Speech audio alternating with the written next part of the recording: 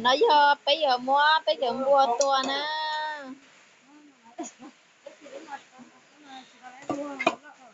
Lúc nào chị tôi trông á. Lúc nào giờ của luôn. Cho luôn lo là cho mẹ mất cho nó.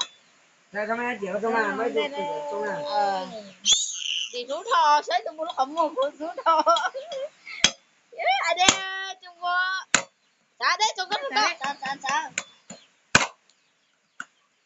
Đâu. Đúng rồi vậy. Là bảo mà. Về lấy được như họ phải hay ít tiền ha. Ít cho tôi rồi, ít cho hay là cho ăn không? Đâu có chúng mình như tiền ha. Chỉ phá nhau phá. Tôi ít tuổi thì chúng mình luôn đi ha.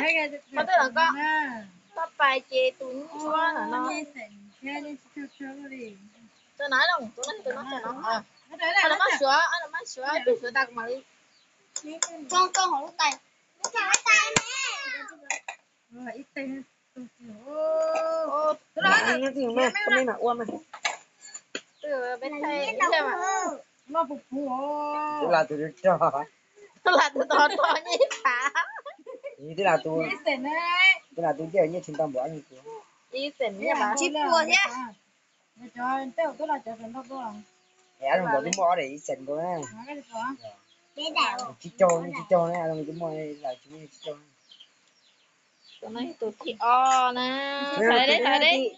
Xài đấy là xài thế. Cái gì cho YouTube.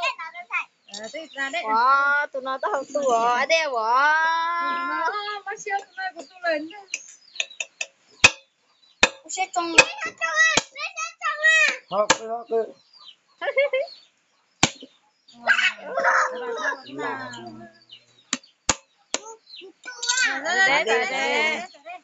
Mấy tụi thấy đi ra tao. Mấy tụi. Nó có cả mặt nó mà cái liền như sẹn nha. Chỉ cho tụi nó phụ vô. Có lúa nữa nè, có lúa tôi lấy ít tay nè, ai được lấy lúa lấy tay kia. Chúng mua lúa lấy ít bắt tao. Ô mua nhẹ bay đó.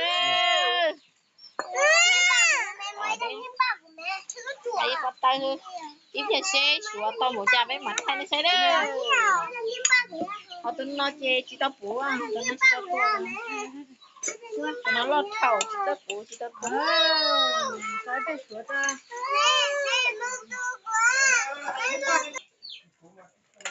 Thế tao nữa tụi nó chế tao plau sen tao. Tụi nó chế tao chi sen tao. Tụi nó chế tao plau lan tao nữa. IOP plau lan tao chi lan nữa không mà. Kia chị cho coi kìa chị lấy chi lan nữa không mà. Tao lên nó là nó.